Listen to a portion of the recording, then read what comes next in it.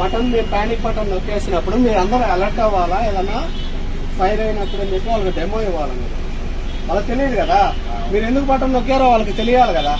ఎక్కడన్నా ఒక చోట ఆపి అందరు ఎక్కిన తర్వాత ఇది ఎమర్జెన్సీ బటన్, ఏదన్నా ఫైర్ గీర్ లాంటి ఇన్సిడెంట్ జరిగినప్పుడు బటన్ ఆపరేట్ చేస్తారు. ఇంజిన్లో ఫైర్ వచ్చినా ఏదన్నా, అప్పుడు మీరంతా కూడా ఎమర్జెన్సీ ఎగ్జిట్ వెనక వైపు ఉంది, అటు నుంచి దిగొచ్చు, ఇటు ముందు వైపు నుంచి దిగొచ్చు అని వాళ్ళకి గైడ్ చేయాలి.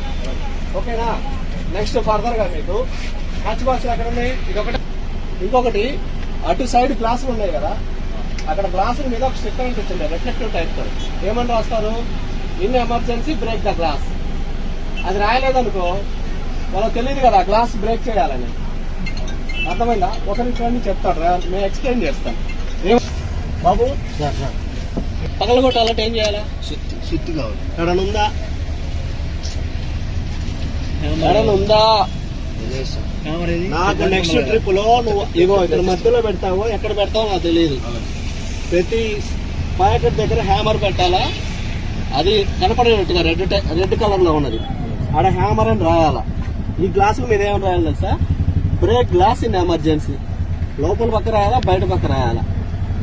లోపల వాళ్ళు పగల కొట్టపోయినా బయట అయినా పగల కొడతాడు బండి ఏదైనా కాలిపోయేటప్పుడు.